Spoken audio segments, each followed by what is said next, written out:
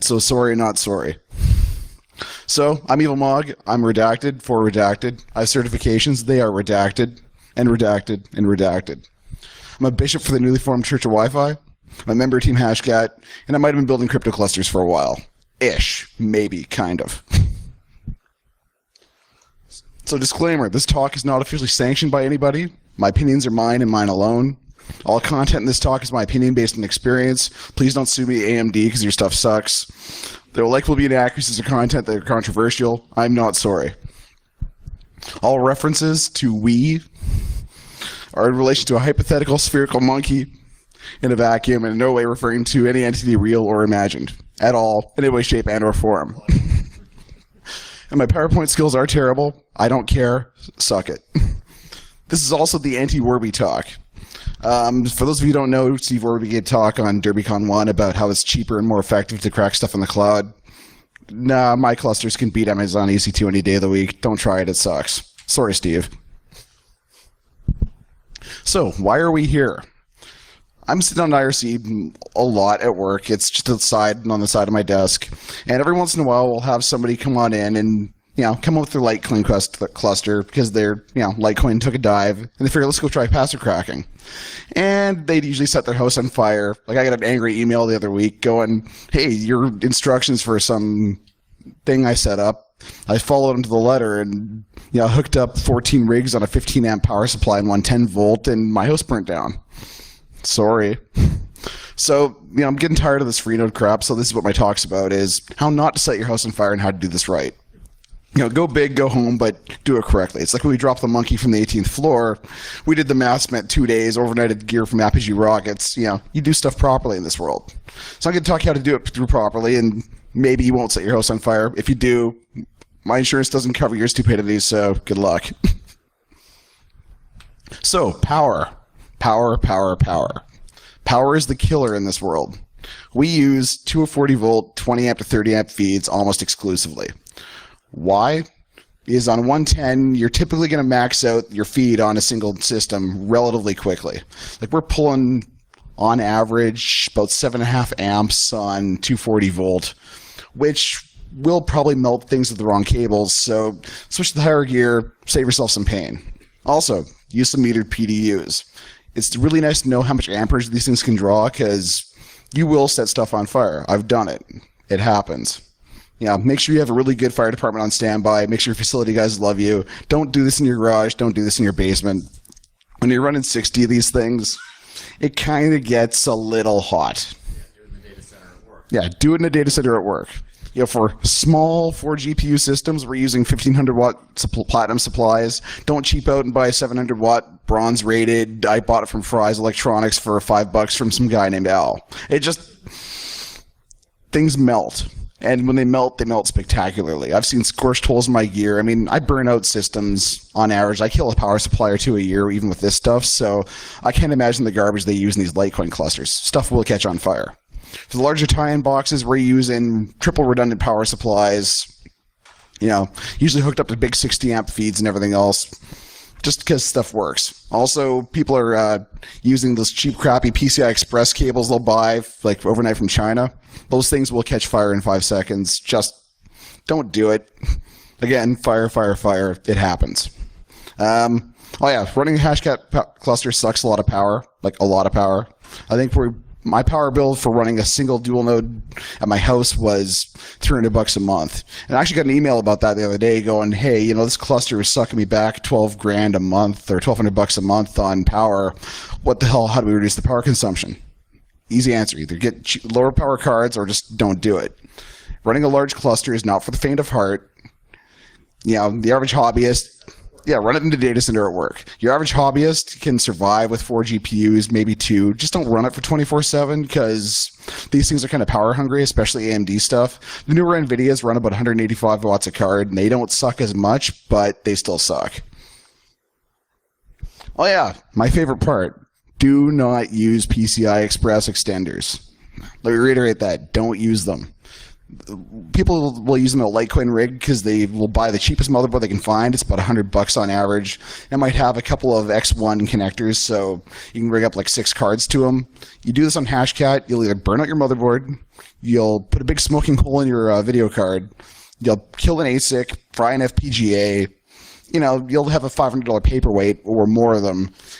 And yeah, just don't do that. Oh yeah, and make sure you use proper motherboards. Don't buy your $100 motherboards. We use like the Republic of Gamers, 4 rig, server rated components, and we still burn up motherboards every other month. Like this stuff, when you're running 24/7, 365 with no breaks, it kind of kills systems. So make sure you got a budget for it. Like we're about 20 grand a year ish on average in card replacements. It happens. Yeah, it burns out boards really, really bad. Actually, RenderMan burns out boards really, really badly. You're the one that gave me access. Defcoin, yeah, I'll show you some slides on this in a bit. We might have been responsible for killing Defcoin. I'm sorry, but not sorry. And pissing off facilities to no end. Oh yeah, so here's the other part. People try and buy non-reference cards all the time because they're cheaper or they look funkier. Now, for those of you who don't know what a reference card versus a non-reference card is, a reference card, like from NVIDIA or AMD, is their exact spec, the one you see on the picture. They all look the same. Some of them have slightly better components, but the big difference is their fans blow the air front and back as opposed to down. Now, say you have 8 of these things crammed in a chassis with a non-reference card, the fans will grind the card below and blow 110 degrees Celsius air down to the card below, causing it to melt, likely causing a fire, both from the shitty power and from the general melt. So it gets kind of messy.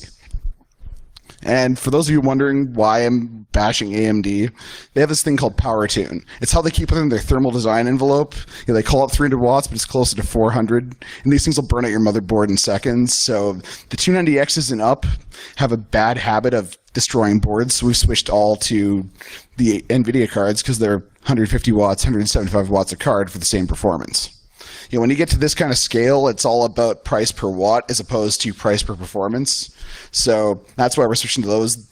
If you want to go switch to your order of preference, the Titan X cards, oh my god, I want tons of those. They're great. But GTX 980s, they're about $500 Canadian. They work. They're bulletproof. I have not yet seen one fail in the field yet. So we have been away for a week, and they haven't been running. The new Fury sucks as well. Just sorry. Everyone's like saying AMD's gonna come back, but I think they're slowly dying, and their drivers suck. They've got like one driver developer working in China like 2 days a week. Cooling. So, one little trick I found out is you need a biblical amount of air. That's the only way of describing it. Like, if you think you've got enough airflow, triple it, add some more, and then you might maybe have it work. You still need supplementary cooling on top of this, especially if using desktop-grade boards. Their fans just can't get the proper airflow. If you want to cheat and buy like a high-grade tie-in from Sakita Systems or those guys, their stuff actually works, but otherwise, fans, more fans. Problem with water is it has a habit of leaking randomly, and when you're running this much gear, I'm lazy. I don't want to go start checking my water pumps all the time. I look at my gear when it breaks, and I'm lazy. So if you want to run water, if you want to run water on your rig and blow up a $1,000 board and then kill a bunch of video cards, be my guest. Don't come crying to me on Hashcat because I'm not going to help you at all, ever.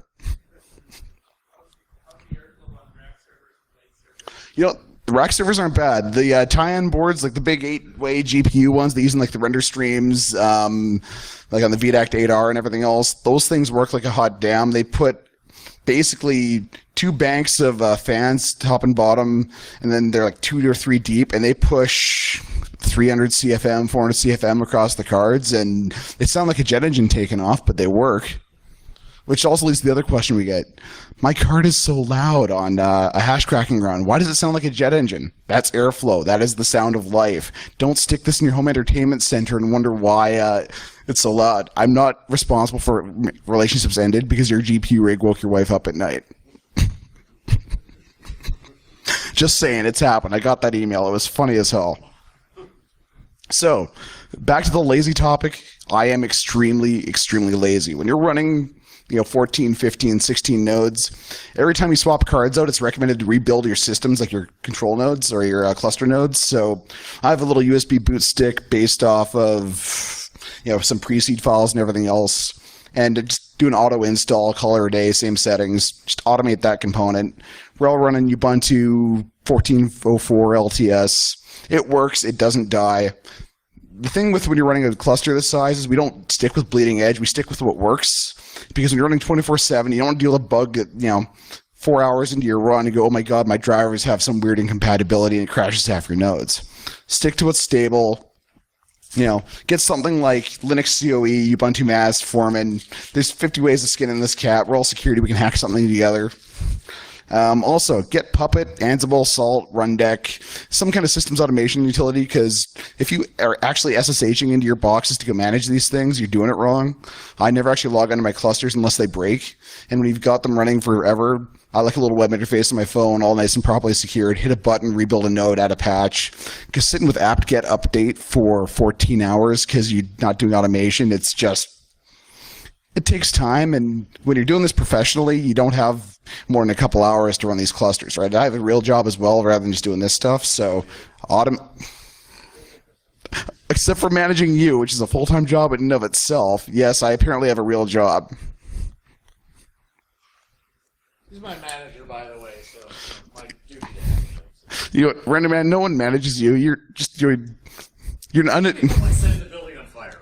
Exactly. You seem to be, trying to do so on your own. This is true, exactly. So, you see, there's no manager here. There's just unindicted co-conspirators, so we're all good. So, clustering. Back about 3 years ago, anyone here remember something called VCL or SuperCL? All the cool kids were doing it. This article that Jeremy Gosney put out about a 25 GPU cluster cracking everything. We all got the emails. Everyone's all freaking out about them. Well, VCL never actually worked. Like, it kind of worked, but it used kind of InfiniBand to go handle all its back-end clustering. It was finicky, prone to errors. It crashed. It wouldn't load that many hashes. You get maybe 100,000 in it before it broke. It just didn't quite work, but it was enough as a showpiece that it kind of tolerated things. So Adam got pissed off at this because he got tired of patching the thing, and he made something called -skip, -limit, and -keyspace. So what you can do now is you can go make your own cluster software. Basically what a -skip, -limit, and -keyspace is you feed it an attack, give it -keyspace, it spits out how long it's going to be able to crack. Then you can say, I'm going to limit this to the first 50,000 hits on this, and you can go skip ahead and the keychain components. It's like a giant enhanced restore file effectively only from the command line. So if I'm going to distribute a job to a couple hundred nodes, just bring up a bash script, use some NFS, SCP things over, and stuff just works. Every clustering software on the market using Hashcat relies on this very technique. Whether it's Hashstack, whether you're using Hashtopus, whether you're using DistHC, they all use the same thing. It's super low bandwidth because you just have to send a job down, and then your word list loads take a while, but otherwise it's easy as eating pancakes. So your cluster controllers. This is the thing people underspec badly. Your cluster controllers basically, at least if you're using Hashtopus, is a giant MySQL database server with a really crappy Apache front end with no TLS or SSL. So it's a piece of junk, but it does a lot of database work. So this is just a standard spec for a database server. Use a lot of RAM, use a lot of disk, throw a big-ass NIC on it, and you should be roughly okay. Your mileage might vary depending on how crappy your data center is, but it'll work. Some people do this stuff over the internet. If you put a Hashtopus cluster on the internet, you deserve to get pwned. Sorry. So, middleware. Middleware is the software used to distribute your jobs to the clients. It's basically, you have an agent on your client, you've got your server at the back end, and it just spits out jobs all day long. If you're lazy, like really, really lazy, and you have a lot of money, you can buy Hashstack. We have some of their hardware. Their hardware works great. I'm not a fan of their software. I mean, it's good, it's turnkey, but you can't use things like, latest beta builds. You have to use the existing repos, and because I'm on the beta team, we get new hash modes all the time, like the new Ashley Madison leaks and a few others. We're testing those out. So, we can't exactly use those on production gear, so we have to use the crappy open source stuff. But if you want to make stuff that just works, grab Hashstack. But you really don't need middleware. You don't. You can do it all in bash scripts. I did it in spreadsheets, but that's what we do for contests is, load up Google Docs, say, here, everyone run these -L, here's your attacks. Farm it off to some kid in tuck that's willing to burn his house down and, or send it out to your botnet. That works too.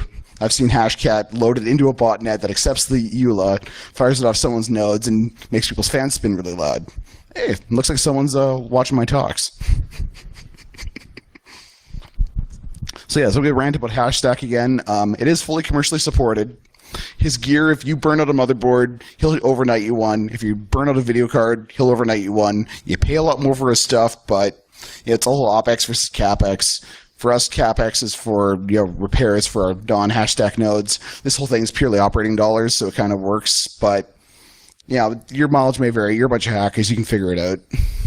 No one that does this cluster this size really talks about what they use because they'll have their secret sauce, but it's usually based on one of these variants. So, Hashtopus. About 2 years ago, a guy named Curly Boy created some abomination of a cluster software. It's basically a C#.NET app on the back end running in mono on Linux with PHP on a Linux box. There's no security on the website whatsoever, no ACLs, no SSL, no TLS. Needs some tinkering to make it work. But once you set up your firewalls on UFW and you secure the whole thing with VPNs and everything else, it kind of works okay, and it's what we mainly use. Best part is I can throw 100,000 rule files at it, and it just goes through and chunks them through.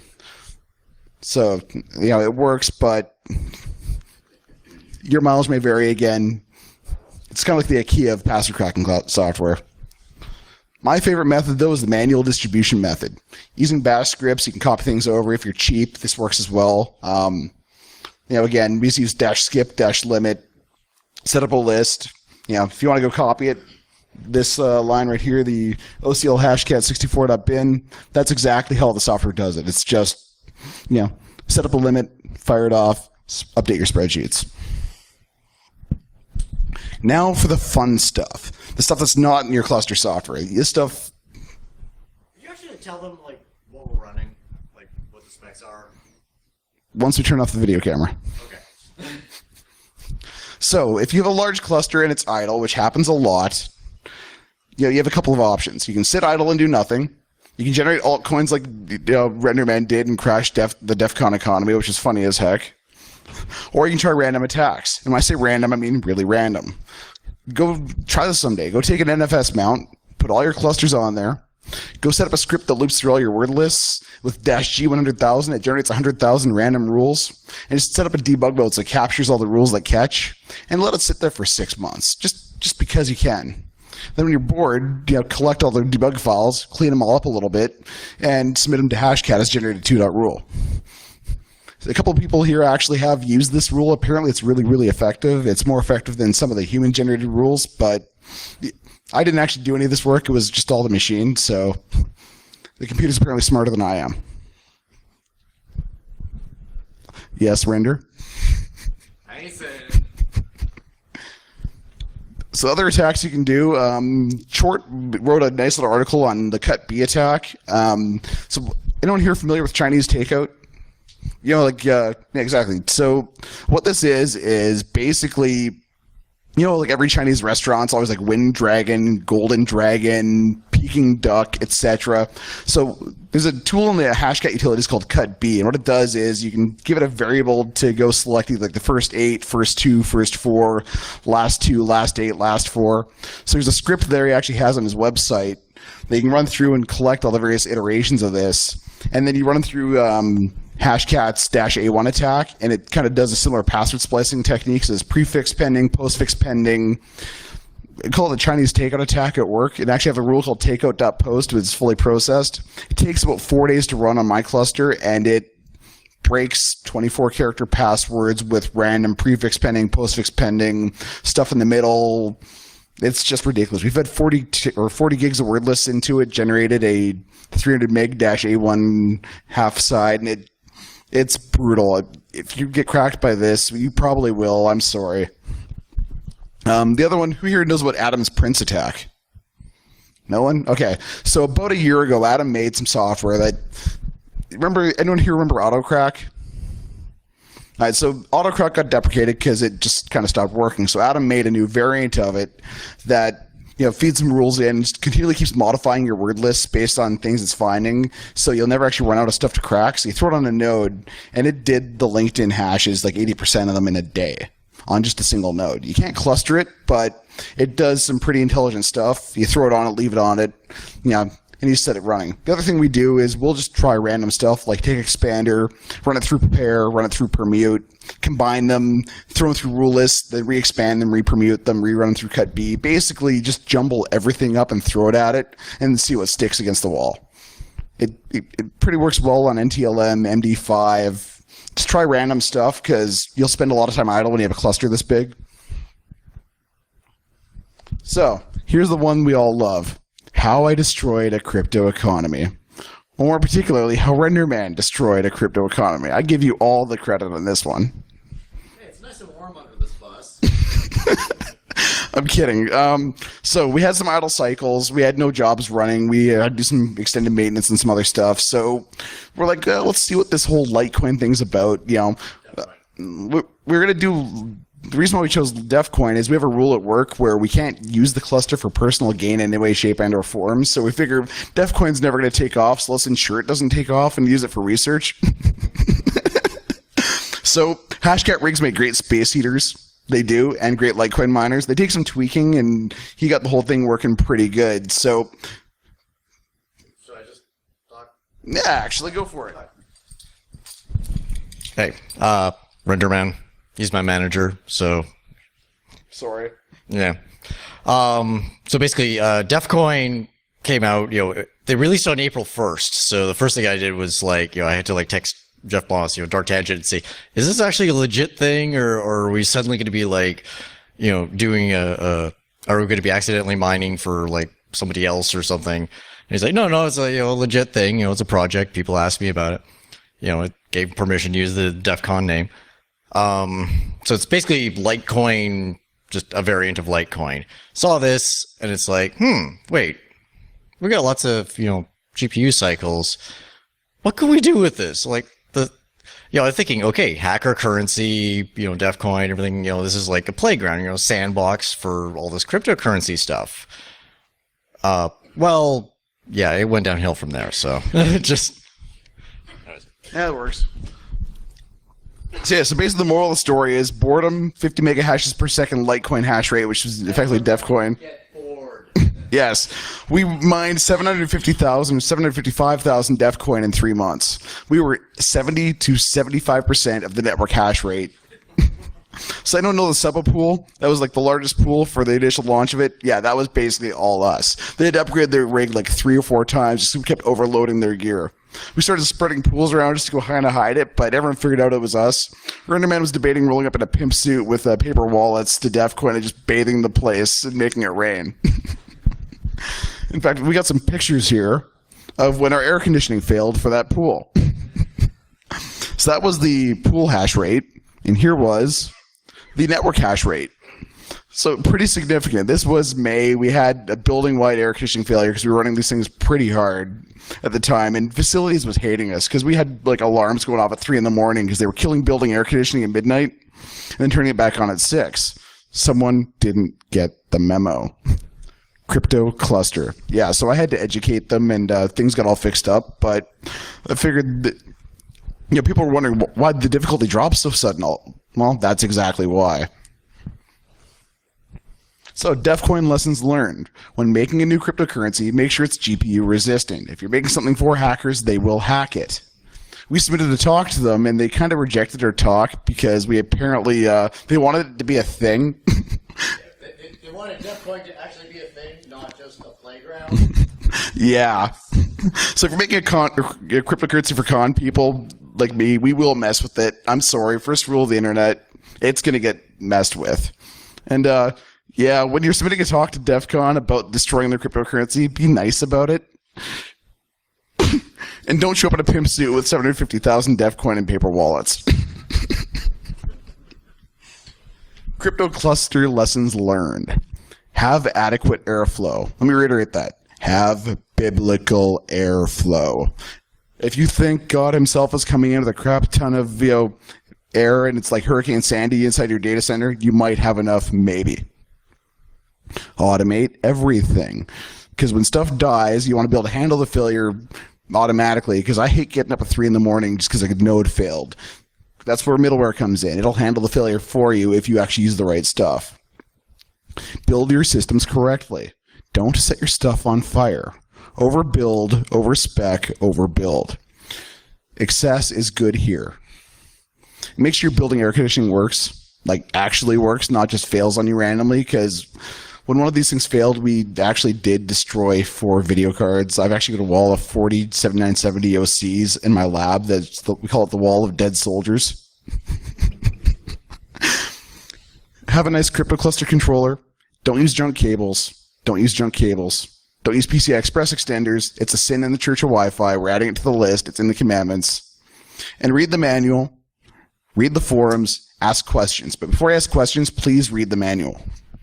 Because I'm not answering another question on your rig set my place on fire. So, credits. I've been doing this for 5 years. I stand on the shoulders of giants. Pure Hate, Adam, Minga, Chort, Epixoid, Bitweasel, Unix Ninja, every member of Team Hashcat, they've all saved my ass on countless times, so none of this would be a possibility without them.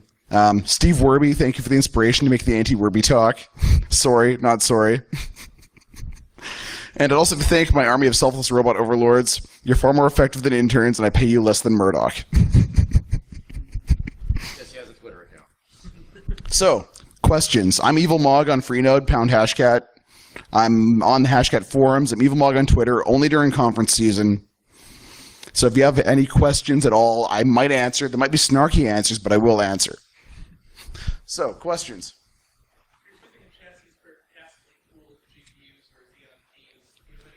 Define passively. Like the ZNPs that came out for very cheap that don't have any fans on them. You answered your question right there. Don't.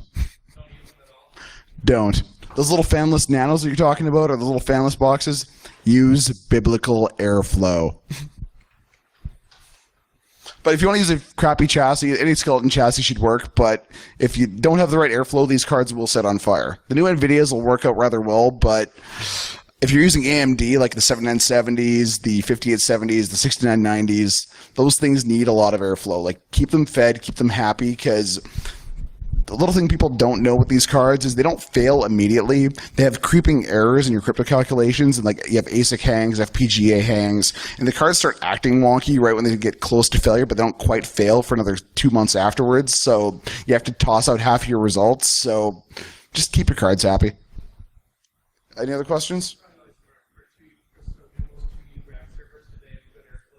No, hell no. If you want to use a rack server, go with like a 4U or a 5U. Like the Chenbro ones are awesome. The tie-in chassis are great. Supermicro makes some really good chassis. But yeah, 4U, 5U minimum if you're doing anything proper. That and most of your video cards won't fit in a 2U chassis. They're a bit too tall, so.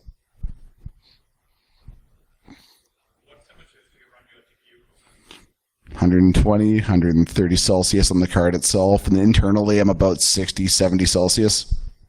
Before the airflow kicks in and blows it all out. How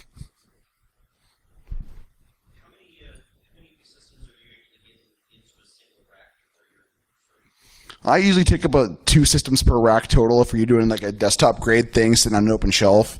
But if you're using like the tie-ins, they're 5U, so I can cram the whole damn thing. As long as you have power and cooling for it. There have been some reports of a guy with 48U of these things fully crammed, fully stocked. I don't want to know what his power bill is. That literally is Hurricane Katrina. Yeah, that is Hurricane Katrina, which is oddly enough my wife's name. So shout out to Katrina. Thank you. I love you. Anybody else? Don't use PCI splitters. Don't use PCI extenders. Basically, just use the X16 slots, and if the card fits in the chassis, you're good to go. If you have to use an extender or a splitter, you're doing it wrong. Anyone else? Bueller? Cool. We can kill